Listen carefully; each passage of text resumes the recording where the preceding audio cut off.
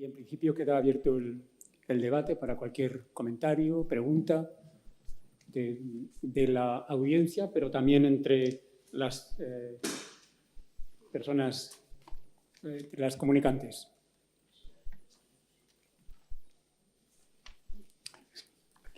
Miquel. Vale, ya está. Gracias.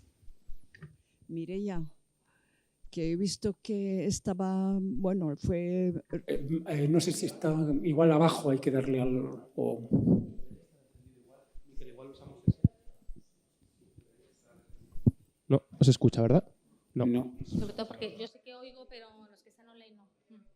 Yo sí, Pero no el micrófono es necesario para que quienes están conectados que lo escuchen. Vale. Hola, Mireia. Entonces, es simplemente un detalle que he visto que, bueno, que fue esta señora que la han nombrado académica de la Academia de Cádiz. ¿Qué tenía ella de relación con Cádiz? Pues sobre todo Carolina Soto, que es la que, aparte de que ella era conocida por sus publicaciones, tiene este enlace, sobre todo fundamental. Ella está muy implicada en la academia y es probablemente a través de ella, gracias a ella, que es nombrada académica. Sí, porque ella trabaja sobre todo en Cataluña. Ya, y por eso es publica que también mucho en me sorprendió prensa un catalana. poco que tuviese algo que ver con Cádiz. Sí, no tiene un vínculo especial con Cádiz, en ¿No? absoluto. Vale, no. vale. No, o no lo he encontrado todavía, a lo mejor lo tiene, pero es que la verdad es que...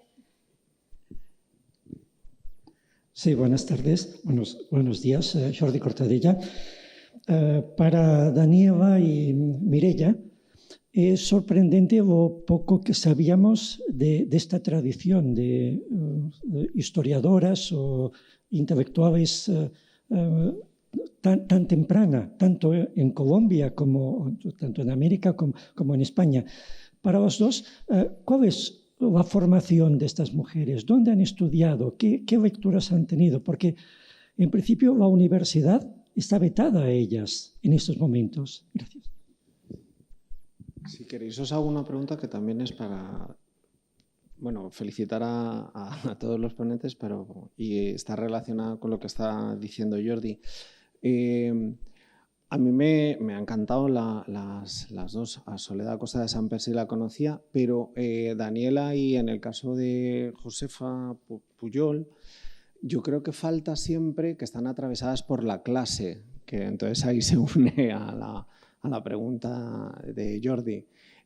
¿Por qué no siempre, o sea, se habla de ellas como mujeres, pero por encima de mujeres están, no sé, Josefa Pujol, pero en el caso de Soledad Costa de Samper es la clase, ¿no? Y entonces eso le lleva a una mirada especial. Y también, y en este caso para Daniela, ¿por qué no dices que es conservadora, profundamente conservadora y profundamente católica? Y que ella, a través de la antigüedad, lo que hace, que es maravilloso, que eso es lo que ella le hace, defiende y lucha por los derechos de la mujer. Entonces, clase, religión e ideología. No sé si Josefa era liberal, Mireia. Pues si quieres contesto yo primero. No lo sé. O sea, es que es un misterio de mujer. O sea, de momento no sé muchos más datos biográficos de ella. Espero poder seguir averiguando algo más. Entonces, no lo sé. Desde luego, lo que está claro es que, primero, en formación, muchas de ellas son maestras. Y yo creo que ella también, porque de hecho abre este colegio para señoritas. Es la única vía. La única salida para formarse las mujeres, como le pasa, por ejemplo, también a Concepción Jimeno o le pasará a Carmen de Burgos, que no tiene ninguna vocación como maestra, ningún interés en serlo, pero sí que es la salida para poder estudiar y al menos para poder formarse y empezar a relacionarse, porque la idea más fundamental es acabar haciendo buenas relaciones. Acaban, pues en el caso de Josefa Pujol parece que está muy vinculada, por supuesto, a Barcelona, pero también a Madrid. En el caso de Carmen de Burgos, que viene directamente a Madrid, o Concepción Jimeno, que igual desde es aragonesa y viene a Madrid. Y también así estudia magisterio, también se forma en este ámbito, que es la salida, digamos, natural para las que quieren formarse. Aunque también es verdad que algunas tienen excelentes bibliotecas en sus propias casas, como le puede pasar a Emilia Pardo Bazán, entonces tienen una muy buena, gracias también a esas bibliotecas que tienen en sus casas, pueden tener una buena formación. Y yo creo que Josefa Pujol, si verdaderamente el padre era librero, pues buena parte de esa formación, ese vínculo que tiene con la antigüedad y esas lecturas que se ve que ha hecho, está muy bien formada, sabe mucho de filosofía, por ejemplo, muy buena formación filosófica, pues probablemente se debe también a que tiene la facilidad de consultar esos libros. Si es que el padre era librero, porque todavía no lo tengo nada claro, como el hecho de que hubiese estado casado o no. Porque muchas veces eso se fabrica en una historia, una biografía. El caso que ha estudiado, por ejemplo, Pura Fernández con la baronesa de Wilson es que es maravillosa, porque es que ella se crea una vida, una biografía, donde hay medias verdades, mentiras y algunas simulaciones, ¿no? Entonces, pues, porque tienen que sobrevivir, ¿no? Entonces, para ser reconocidas tienen que ser esposas. Muchas no son madres, aunque escriben mucho sobre madres también. Concepción Jimeno, por ejemplo, pues tiene su famoso libro Madres de hombres célebres, donde efectivamente, como comentabas de Soledad Acosta, utiliza la antigüedad para defender los derechos de las mujeres, que es un objetivo primordial. Yo esto en Josefa Pujol no lo observo tanto, el hecho de que sea tan reivindicativa, como por ejemplo sí que lo es Concepción Jimeno, que está constantemente usando la antigüedad, manipulándola también constantemente, como Carmen de Burgos, para defender las aptitudes de las mujeres, los derechos de las mujeres. Bueno, dejo ahora la palabra a Daniela. Bueno, muy bien. Entonces, aquí quisiera hacer hincapié que en realidad Soledad Acosta de Samper es una figura excepcional. Eso hay que partir de eso. ¿Por qué? Porque es hija de uno de los héroes independentistas colombiano, que por un lado es uno de los pioneros de la historia en Colombia. Es esposa también de una de las personalidades más importantes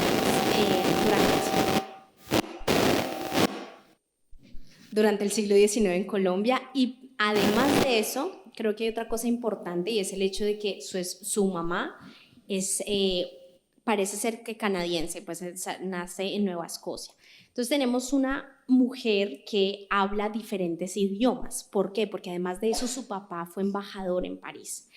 Ella fue educada en París, es una mujer que tiene acceso a fuentes impresionante por hablar 3 idiomas distintos. Entonces, eso ya la hace una figura excepcional. Además de eso, la cantidad de viajes que pudo realizar y la importancia que le concede a esos viajes, porque ella tiene la posibilidad de venir a Europa y de hecho, pues hay muchas cosas que podrían añadir acá, pero una de sus inconformidades frente a su propia obra de historia de la mujer es que no tuvo la posibilidad de revisar más fuentes, ¿no? Y eso lo encontramos en sus diarios personales, es decir, esta investigación, claro, parte de la revista, pero he tenido la oportunidad de ver sus diarios personales, sus manuscritos, sus notas, y eso me ha permitido, pues, enriquecer el aparato crítico que ella tenía.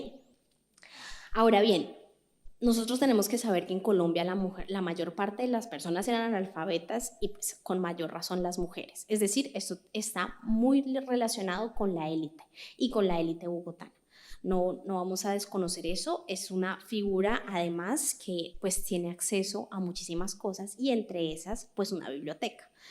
Entonces no podemos decir que tiene una formación propiamente pues en universidad, claro está, pero además en el colegio, ella fue a un colegio en París, pero no puede continuar sus estudios por devolverse a Colombia, sino que es formada en primer lugar por su papá y su esposo además la impulsa a las publicaciones periódicas. El primer trabajo que ella lo hace en conjunto con su esposo.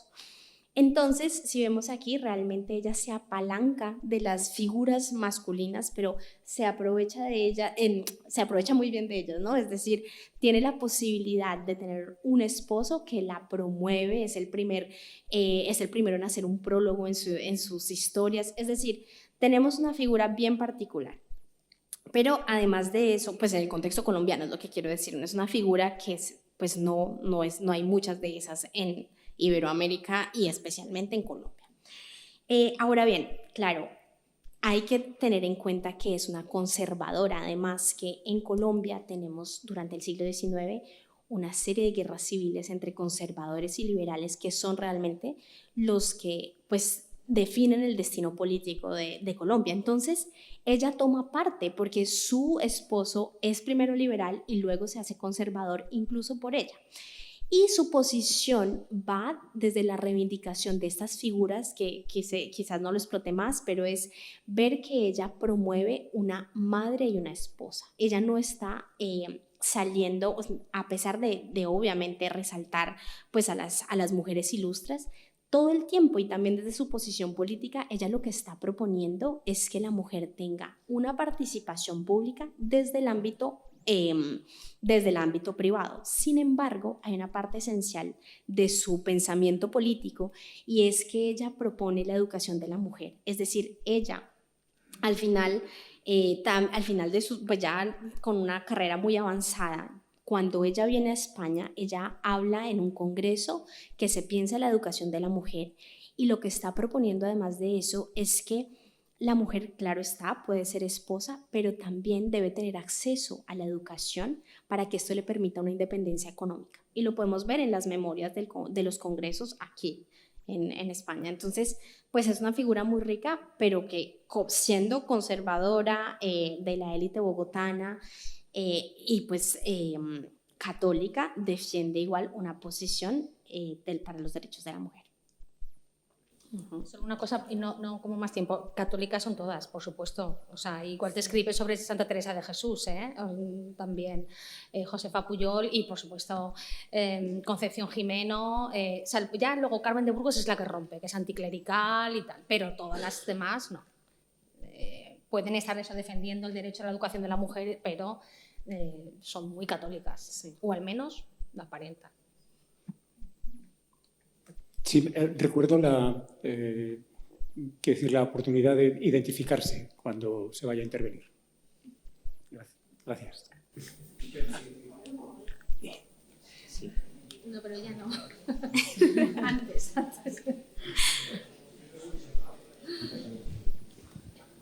No. Bueno, buenos días. Soy Cristina Martín Puente de la Universidad Complutense de Madrid. Muchas felicidades a todos los ponentes. Me han gustado mucho vuestras intervenciones. Y quiero hacer un comentario a Daniela y a Mireia, por si tenemos algún punto de contacto entre vuestra participación y la mía. ¿Habéis visto alguna relación entre vuestras autoras y Carolina Coronado o Gertrudis Gómez de Avellaneda? Porque ellas también escribían mucho en la prensa, además de poetas. También, por ejemplo, tienen artículos sobre Safo. Incluso Gertrudis Gómez de Avellaneda creó una revista también en Cuba cuando volvió a Cuba y concretamente hizo una sección sobre mujeres ilustres también. Y en ellas habla de Safo. Y además Carolina Coronado escribió también la relación entre Teresa de Jesús y Safo. Y por otro lado, si habéis visto en las publicaciones de la autora catalana, aparece en Eco, ¿cómo se llama? En la revista Eco de Europa, una galería de mujeres célebres. ¿Has visto la relación entre esta sección y esos libros?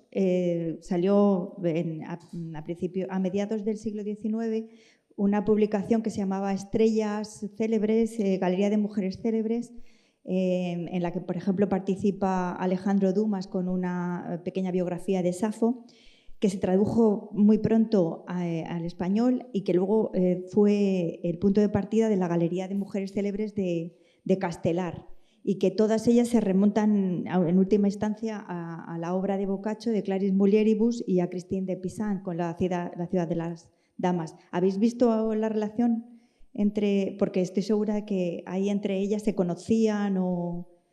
Gracias. Sí, totalmente. Forman parte de esa red de mujeres que comentaba al principio, mujeres españolas y de países iberoamericanos. Gertrudis Gómez de Avellaneda, por ejemplo, que tiene efectivamente en esta revista la ilustración Álbum de las Damas, donde tiene esa galería de mujeres, efectivamente. Es que todas además escriben en las revistas de todas. Ese contacto con Concepción Jimeno, vive en México durante mucho tiempo Y allí primero es donde va a editar la primera revista y después a la vuelta es cuando abre aquí el álbum iberoamericano. Y todas están publicando en las publicaciones de todas a su vez, ¿no? Josefa Pujol en las de Concepción Jimeno en las de Josefa Pujol y por supuesto Gertrudis Gómez de Avellaneda también, por supuesto. Están dentro de esa red todas. Carolina Coronado, todas. Sí. Lo hablamos. Bueno, y también en el caso de Soledad Acosta hay que decir que precisamente ella, buscando la educación de la mujer, lo que hace son biografías para las mujeres en Bogotá. Es decir, ella tiene un libro que se llama La mujer en la sociedad moderna y ella ahí retoma figuras contemporáneas. En realidad ella, se podrían rastrear un montón de mujeres ilustres dentro de la obra de Soledad Acosta de Samper. Y por capítulos organizada hay uno dedicado a las españolas y las mujeres en las letras españolas. La que creo haber visto es Gertrudis Gómez de Avellaneda ahí, pero pues creo que podemos profundizar muchísimo en esta relación que hay entre todas las escritoras del siglo XIX. Y bueno, luego están los viajes que hacen efectivamente, como tú comentabas antes, porque las americanas vienen a España, dan conferencias en el Ateneo, viajan a Italia y las españolas viajan a América. Concepción Jimeno, Carmen de Burgos, la baronesa de Wilson, están viajando por América haciendo un tour de conferencias, una conexión increíble. Perdona, Daniela, si puedes apagar el micrófono. Bueno, yo soy Juan Ballesteros, vengo de Sevilla, de la UPO, y tengo una pregunta para la profesora Mireia Romero, que tiene que ver con las dos últimas diapositivas que has proyectado y que me hubiera gustado ver con detalle, digamos, los estudios de Josefa Pujol, porque creo que no había ningún texto en catalán. O sea, ¿escribió en catalán? Era conocida por escribir en castellano. No escribió en catalán. Algo sí, algún artículo en catalán tienen, pero muy poco. Ella lo dicen además en la biografía que hace Escudé, bueno, un articulito que publica Escudé sobre ella, dice que había elegido escribir en castellano. Eso es muy interesante, me parece, porque... Renaissance, o sea, a eso me trasladaba yo. O sea, en un contexto donde se está produciendo el renacimiento cultural catalán, ¿no? Que una intelectual catalana no escriba en catalán es significativo. Bueno.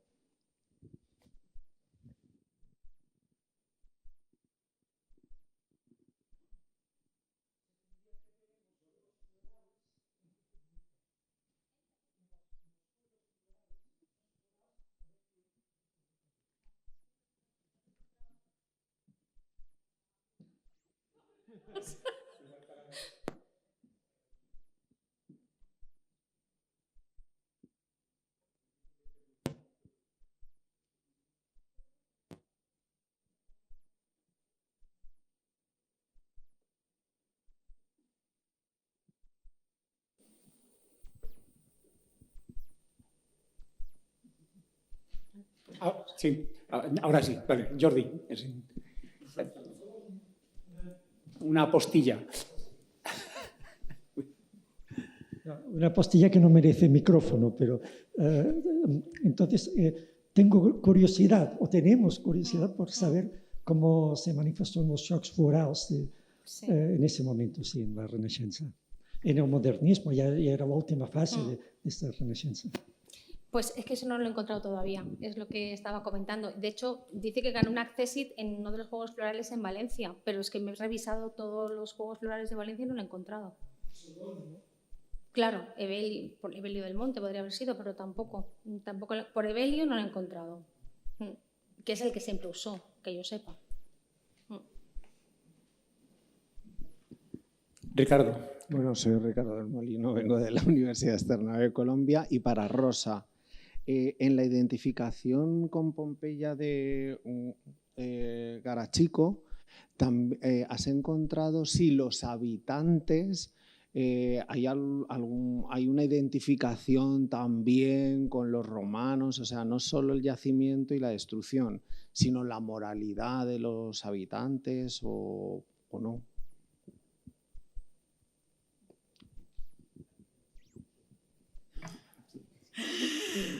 Ricardo. No, los textos que hemos encontrado no, con respecto a la moralidad no, porque lo que se tratan todos es de magnificar y de expresar de alguna manera la catástrofe tan grande que tuvo la ciudad de Garachico, ¿no? O sea, es que la destruyó por completo. Pero no se lo merecía. La destrucción. No, pero no, en ninguno de los textos que hemos encontrado Israel y yo, en ninguno hablan de que se lo merecieran o no se lo merecieran, sino más bien de todas las consecuencias físicas, aunque sí que es verdad que a lo mejor en relación con la Pentápolis bíblica, a lo mejor ahí puede tener alguna connotación que vaya quizá por el sentido en el que tú le estás dando, porque ahí ya sí que entramos en un aspecto ya más moral, más ético. Es la única que se me ocurre, porque con respecto a Troya, pues es una guerra y es una... no, la guerra de Troya, quiero decir, ahí donde está... Me cuesta más trabajo, ¿no?, para encontrar el componente ético, pero quizá en la de la Pentápolis sí, que es de Vieira y Clavijo, de 1772. Huir, ¿no?, porque además dice, apenas tuvieron tiempo y valor aquellos habitantes para huir de la nueva tierra de Pentápolis.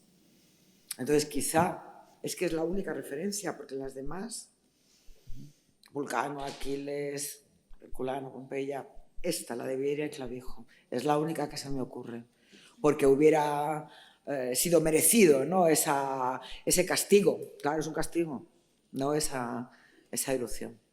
Es la única, las demás no. ¿Perdón? Claro, Sodoma, Gomorra, la Pentápolis bíblica, claro, sí. Claro. Esta sí, es la única, las demás es que no.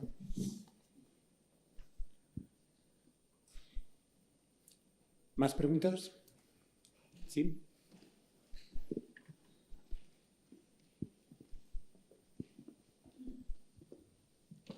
Quería preguntarle a la señorita o señora de Colombia. ¿Podemos colegir de que el acceso a la cultura, a escribir, tiene los ingredientes para mí, según lo que he captado o estoy equivocada, el componente religioso, el componente económico, político? Quiere decir que el gobierno o los gobiernos que estaban en el poder les daban facilidades, aparte del talento que podría tener la persona o la mujer, cosa que no gozaba el pueblo. ¿Puedo decir eso así o estoy malinterpretando? Gracias. Pues la verdad que en el caso de Soledad Acosta de Samper eso es muy claro. ¿Por qué? Porque ella tiene correspondencia directa con el presidente a finales del siglo XIX. Es decir, ella es delegada oficial de la República e incluso le hace una petición al presidente para que le financie una revista aquí en Europa para que se pueda dar a conocer a Colombia aquí. Entonces, que está muy unido, sin lugar a dudas, el poder con pues, la figura política de Soledad Acosta de Samper. Su esposo, ella era ya un político, pero ella se queda viuda y sigue en una carrera sola, más o menos otros 30 años. Y ya luego, entonces, los mismos conservadores que entran en el poder a finales de la última década del siglo XIX, la siguen pues, apoyando. La apoyan y la financian y pues por eso ella viene aquí a Madrid a representar a Colombia durante el Congreso de celebración del descubrimiento de América en 1892. Entonces sí, definitivamente está relacionado el poder con estas figuras. Yo estaba apuntado, tenía un par de preguntas, una para Virginia y otra para Javier. Y la primera sería en relación con esas divinidades indígenas y es ¿en qué términos aparecen en esa historiografía? ¿Son como una especie de restos de la barbarie peninsular o hay cierto orgullo hispano en reivindicar esos elementos propios de la historia española, ¿no? Y a Javier le iba... es una pregunta, comentario a propósito de la cita que había de Unamuno, porque me ha parecido muy interesante. Ahí Unamuno parecía alinearse con las posturas más tradicionales, reivindicativas, pero sin embargo, en esa misma tesis, por ejemplo, tiene una postura muy heterodoxa respecto a la lengua vasca, ¿no? Entonces, es una figura realmente, bueno, absolutamente controvertida en todo, ¿no? Pero me ha parecido muy interesante esa, no sé, casi adscripción vasco-cantabrista frente a sus tesis sobre la lengua, ¿no? Sí, sobre los dioses indígenas, bueno, ya hemos visto que la figura principal es endobélico y desde un principio sí que se utiliza como esa reivindicación de lo hispano ante la invasión romana y bueno, cambia un poco a lo largo de la historiografía, pero simplemente, bueno, hay que ver que el ejemplo que ponía, que era bastante... Yo creo que se ve muy bien en que se incluye en el programa de adornos, ¿no?, del Palacio Real como reivindicación de la monarquía hispana. Entonces, siempre se le da a los dioses indígenas, lo que pasa es que ellos no tienen muchos datos sobre esos dioses, entonces como solo aparecen básicamente en la epigrafía, tampoco saben muy bien cómo utilizarlos. Pero sí que es sobre todo ese amor por lo patrio, que además luego se ve muy bien en las historiografías del siglo XVIII. Si se lee a Masdeu o a los hermanos Moedano, se empieza a ver cómo se reivindica todo lo hispano frente a las invasiones a la invasión romana, básicamente. Bueno, muchas gracias. Yo la verdad es que la figura de Unamuno no la he trabajado y me estoy centrando más en los autores navarros, pero sí que esta cita pues, me parece un buen ejemplo, ¿no?, para describir ese mito vasco cantabrista. Entonces, digamos que no puedo profundizar en la visión de Unamuno sobre este asunto, pero bueno, más allá de que él tiene también su evolución particular, o sea, yo la sensación que tengo cuando trabajo estos autores, más los navarros, ¿no?, pues por ejemplo Campión, Altadil, mi sensación es que en un mismo texto se contradicen. Digamos que hay, por ejemplo, Campión es un estudioso de la lingüística muy bueno que tiene trabajos muy interesantes, pero que luego de repente cuando llegamos a las conclusiones de la obra o en las introducciones, ahí hay como un ambiente, digamos, romántico que lleva a, bueno, pues por ejemplo, hablar de la nación vascona o cosas como un poco demasiado románticas o exageradas. Yo creo que un poco fruto del contexto que llevan, desde mi punto de vista, que se diga una cosa y a veces la contraria, si vamos a la literalidad de las frases, ¿no? Pero bueno, no, eso es lo que diría, que igual, que es lo que he visto en otros autores, ¿no? En el caso de Unamuno, pues no lo tengo tan claro. La ideología mueve montañas, ¿no? ¿Más preguntas? Si no, en cualquier caso, es una hora prudente para levantar la sesión sin ningún remordimiento